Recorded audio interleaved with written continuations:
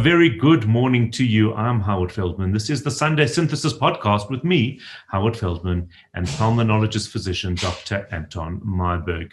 It is the 28th of February 2021, and we're taking a look at the latest COVID information. Dr. Meyberg, good morning. Have you been Johnsoned?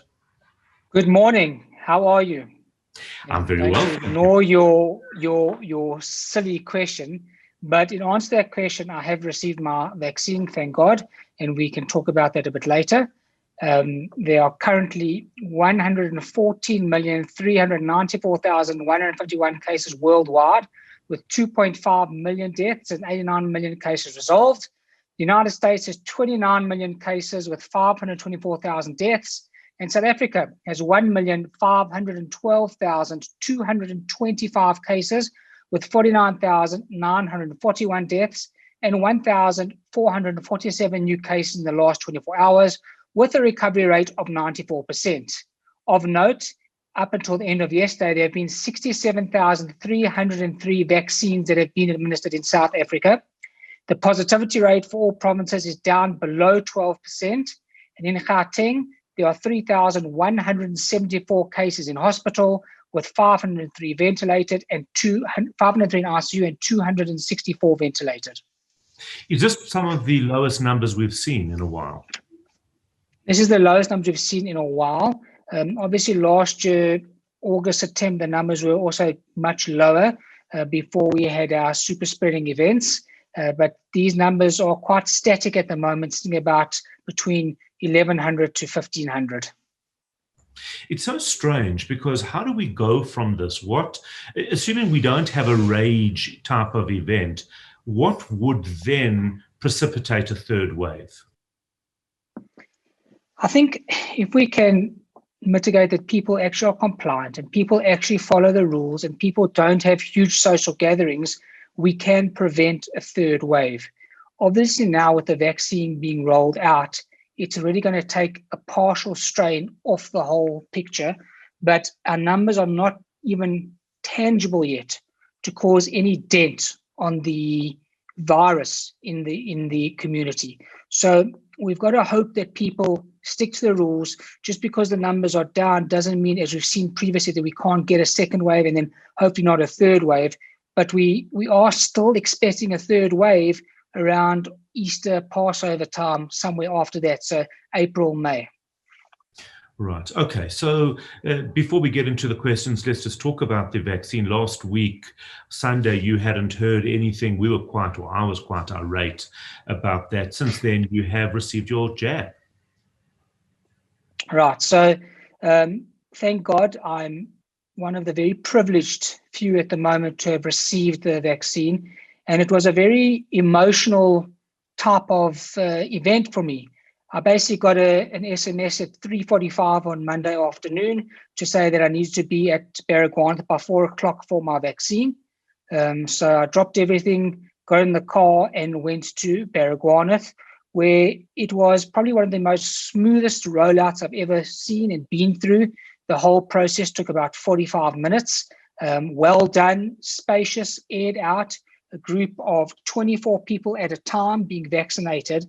And the unbelievable thing is, after the vaccination, when you had to go sit in a room for a few minutes to make sure there were no side effects, as you're walking out of your vaccination, a group of nurses all applauded and started singing.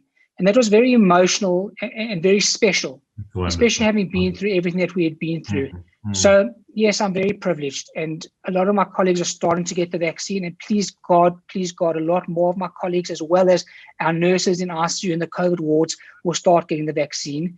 The numbers yet are not nearly close enough to what we want. They're basically vaccinating up to about 10,000 people a day.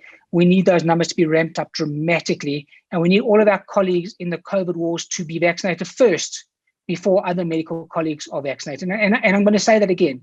It is extremely important that the colleagues who are working in COVID wards and working with COVID patients, whether they be GPs, whether they be physiotherapists, whether they be specialists, are vaccinated first before other healthcare workers that are not involved in COVID. And then all the other healthcare workers should be vaccinated. But who determines that? You know, if I'm somebody in the medical field and I am not working with a COVID patient and I receive an SMS, that's, I think that's great. I'm going to go and get it. I'm not going to say, no, let me check if the whole of ICU has been vaccinated. Yeah, it's a tough question. And I think there's got to be some integrity somewhere down the line to actually think to yourself, we know you'll get the vaccine. There's not going to be a run out of vaccine. There's hundreds of thousands of vaccines still coming across. And you must try and realize that there are other people in the pecking order that should be vaccinated first. Obviously, everyone wants to be vaccinated. Obviously, I would love to vaccinate my father and my in-laws and my wife and my friends. But there's a pecking order. And all over the world, the healthcare professionals involved in COVID have been vaccinated first. And thereafter, everybody else gets vaccinated. So I think you've just got to be and where do podcasters sit in this pecking order? Well, in this podcast, 1 out of 2 podcasters have been vaccinated. So we've just got to see where they sit. Some are sitting. But as far as I'm concerned, you're on the front line. So, there's no reason why you shouldn't be vaccinated. You're more on the front line than a lot of people I know, actually. All right, that might be the nicest thing you've ever said, but I'm not really sure. Okay, what was your reaction? Did you have a reaction to the vaccine? How was it? So the studies are starting to already show that about 50% of people will have a reaction. And boy, did I have a reaction. As my wife likes to call it, I had severe man flu, but it was far worse than that.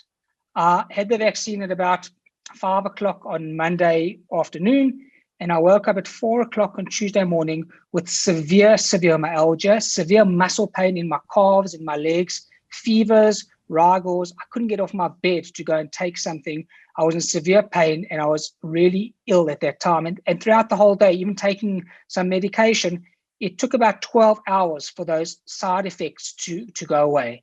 Now, that's an important thing to understand. A lot of people will get reactions, and those are the type of reactions you can expect. It doesn't mean, though, that if you don't get a reaction, it's a placebo that you've been given. It just means you haven't mounted an immune response there and then.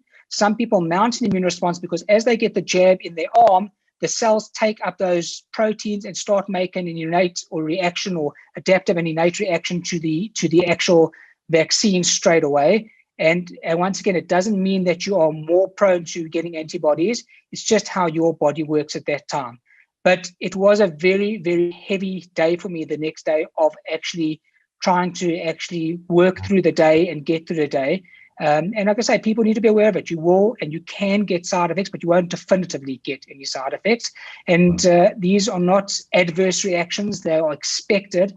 Fevers, chills, myalgia is what expected for people to get, at least 50%. Right. So you weren't concerned because you knew it was a reaction to the vaccine.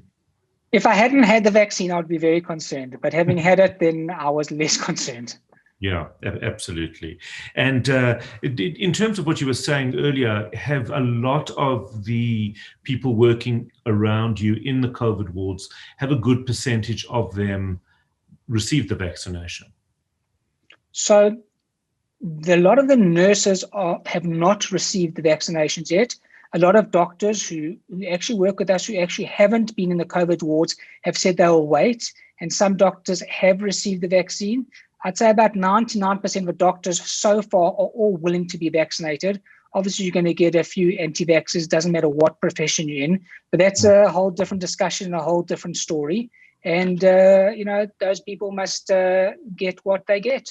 We've got to worry about those people that are actually that care about the community, that care about herd immunity, and actually care about people around them. So our numbers are not yet high enough in our hospitals to vaccinate everybody. And this is where a company like Netcare comes in. Netcare has been pushing for the private sector to be vaccinated. They're doing an immaculate job. Without Netcare, I don't believe that we would have been vaccinated this week. So kudos to Netcare for actually doing what they've done for us, especially to Richard Friedland, who's actually sitting at the front line, who's actually sitting at Baragwanath, making sure that we're all getting the vaccine. And I've seen it personally. And that's what a true leader does. So well done to him. Absolutely incredible. We still haven't had word from medical aids, have we? We still haven't heard anything from medical aids. But I do believe that in the next few weeks, we are going to hear something. I do believe that even now, the rollout for healthcare workers is being moved from Baragwanath to Mill Park in the next week. So that already tells you that it's going forward and they're making progress. Remember, this is a trial that we all involved in at the moment, and that's why it can be moved to a trial center like Mill Park for now. But as soon as we get over the trial, and that being said, last night the FDA authorized emergency use for the Johnson & Johnson vaccine. The FDA approved on Thursday night, and they gave emergency use administration last night unanimously to be used in America, and they've ordered multiple numbers of the vaccine to be distributed in America. Yeah, I was hoping that the Americans would wait, give us a chance to get a few more vaccines. Yeah, that actually is a problem, but we have got facilities, and the reason I'm smiling because I'm not sure how I'm going to say this. We've got facilities in a place previously known as Port Elizabeth. I actually can't pronounce it, but it's in that place where they're going to start actually producing hundreds of thousands of vaccines. So in the place that was formerly known as Port Elizabeth, we're looking forward to seeing multiple vaccines being produced. Right. Okay. And but hopefully we'll be able to get them here in South Africa. We know that 80,000 arrived, and I think yesterday, perhaps, or it was meant to be yesterday, another 80,000 were arriving.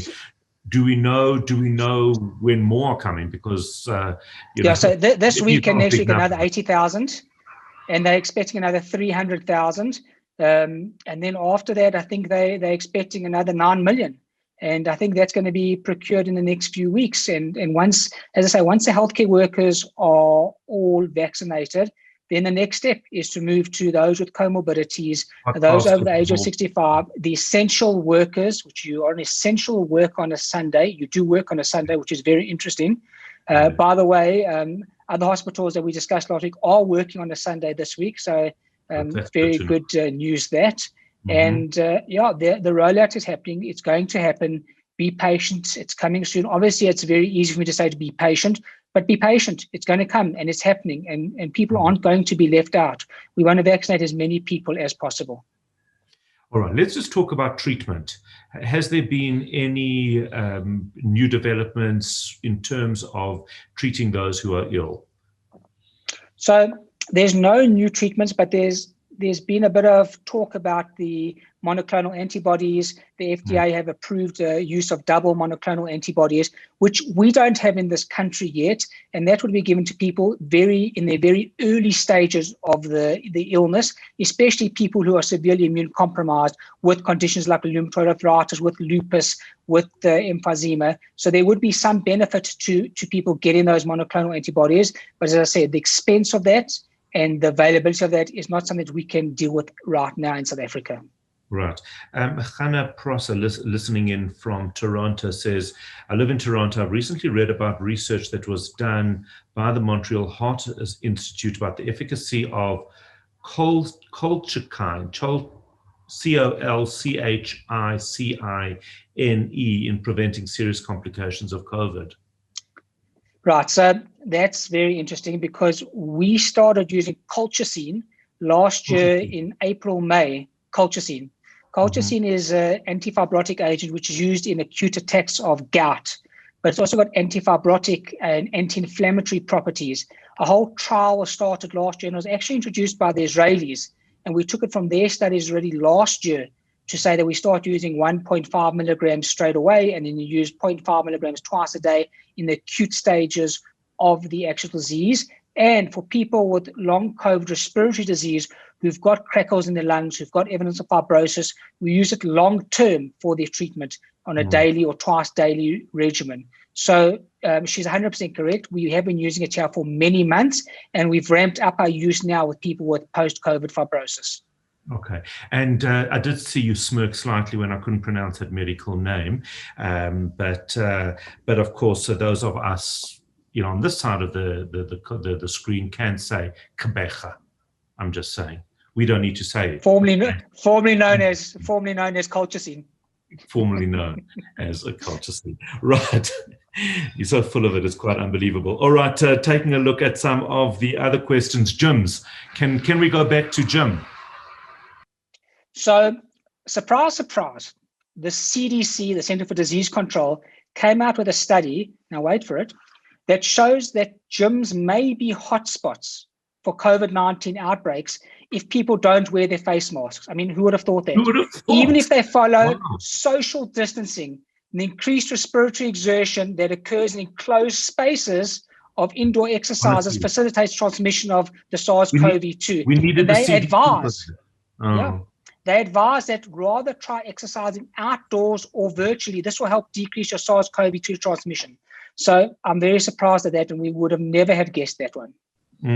Yeah, I've been exercising virtually. Basically, what you do is you put on a video and grab a packet of chips, sit down, and I actually find it's very enjoyable, and you don't even need a shower afterwards. Culture scene. Kabecha. All right, let's take a look at some of the other questions. What are your thoughts? Hillary wants to know about families getting together for meals now.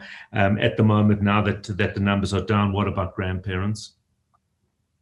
So I think you've got to be very careful. We know that the numbers are down. You've got to be responsible. Try limit it if you have to one family, if you're having a meal with them. Do it outside, spacing everybody at least 1.5 meters away, making sure everyone wears a mask if they're not eating, and when they are eating, everyone is spaced distant. The distance is at least 1.5 to 2 meters. Sanitizers on the table, one person serving. Everyone gets their own portions. Everyone gets cans of cold drink if they're drinking that. Everyone gets separate types of utensils. You've got to be very careful. It can be done. With regards to grandparents, if they've got comorbidities, you are putting them at risk. Until they have been vaccinated, you've got to be very careful. We've heard of many families and many people where the grandparents have come along and the grandparents have got COVID and unfortunately demised. So you've got to be very careful. I'm not saying it can't be done, but if it's done properly and it's done in small groups, then you can do it effectively and responsibly. And in South Africa, our weather is perfect. So if you can do this type of thing outside, that really does make a massive difference, doesn't it? 100%. Remember, we've got to remember, especially speaking about grandparents, there was a study that came out in America that the majority of COVID-19 hospitalizations come from what we call cardiometabolic conditions. So diabetes, obesity, hypertension, which is high blood pressure, and heart failure are the most important risk factors for people getting severe COVID disease. But what they don't mention is we've been closing businesses, we've been stopping people from seeing their loved one, but no one's actually addressing the fact that people need to lose weight, do exercise, control their chronic conditions. If we can do that as well, then we're already taking away the risks of a large proportion of these people. Should one have the flu vaccine as well? Yes, definitely. No question about it. Have the flu vaccine. Is there would you recommend, let's assume that, well, you've just had the Johnson & Johnson vaccine last week. Should there be a time that is better to wait between having the flu vaccine and your COVID vaccine? Yeah, I'd probably say if you are going to wait at least a week, because you want to mount some sort of immune response in between.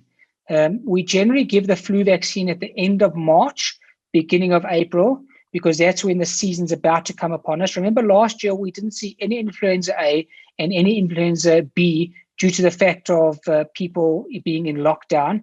That doesn't mean you shouldn't still get your flu vaccine. That doesn't mean you shouldn't get your pneumonia vaccine if you're over the age of 50, if you've got comorbidities, if you've got asthma, emphysema. Very important to be vaccinated across the board. Right. And Laura wants to know about long COVID, speaking to people that have been suffering already for 7 months. What are we seeing? Because obviously, given the fact that this is a new illness, all of this is brand new, and we kind of seeing new things as we go along. What are you seeing with your patients with regard to long COVID? So long COVID is here to stay, and it's called long COVID because it's going to be hell of a long. We don't know whether it means it's going to be 3 months, 6 months, a year. Obviously, it's too soon to tell, but the predominant complaint is fatigue. The other complaints are nausea, is weakness, coughing still, decreased effort tolerance, neurological implications, people getting headaches, people still complaining of loss of smell and loss of taste for up to 6-7 months later post-COVID. and there's no way to tell when that's going to come back or if it's going to resolve at what stage. But the majority of people's sense of smell and taste is coming back. It just takes time, and we don't know how to decide or how to decipher what the reason is why it takes so long or why it comes back in other people. Is depression a symptom of it, or is it a reaction to what the person has been through? So we get neurocognitive conditions from the long COVID. And as we discussed last week, you can get pins and needles in the arms, you can get pain down the side of the body, you get the headaches, as well as depression, anxiety, post-traumatic stress disorder. Those are all related to the neurological long COVID effects. Is COVID-toe still a thing? Not as much as it was ever, thought really? to be. Yeah. No, it actually was. There's definitely some dermatological conditions that are associated with COVID.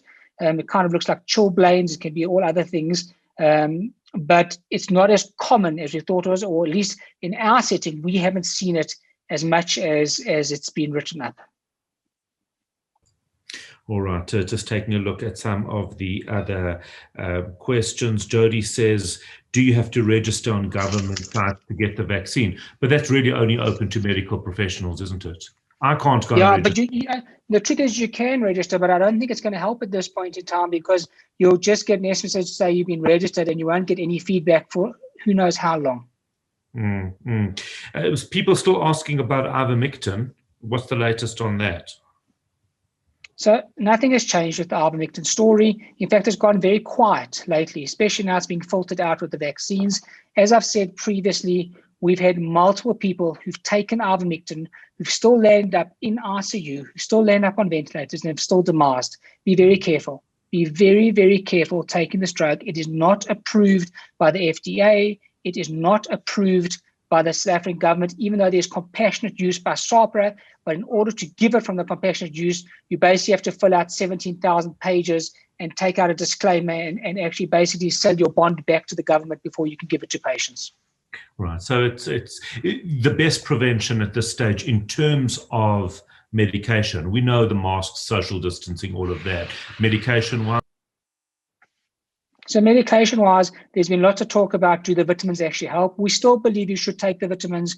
We still believe that you must do the non-pharmaceutical interventions with the masking, the social distancing, the sanitizing, all of that. There's no magic silver bullet, magic muti that you can take to prevent COVID, except for responsible behavior and doing things effectively.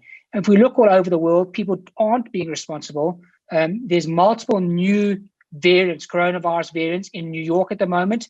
There's the B.1.526 variant. We know the United Kingdom has the B.1.1.7 variant, and South Africa has the B.1.351 variant, of which the E484K mutation is the problem, which allows the virus to evade the vaccines and the body's immune system. And we know that the Johnson & Johnson is proving to be partially effective, if not mostly effective, against this. In fact, in California, there's the B.1.427 and the B.1.429 variants. So there's multiple variants cropping up all over the world at the moment, and people have to still be compliant. Just because you've had the vaccine doesn't mean you can't get the virus still. We know that, for instance, with the Johnson & Johnson vaccine, it takes anything from 14 to 28 days to actually start developing antibodies, and up to 49 days, they say, before you really are protected. The only problem with that is we still don't know if you are protected, can you transfer the virus to other people, even if you've been vaccinated? And I'm sure we'll be able to tell that in the next few months. Right, and that's obviously a very important aspect. In terms of the new variants, just tell us about this New York variant.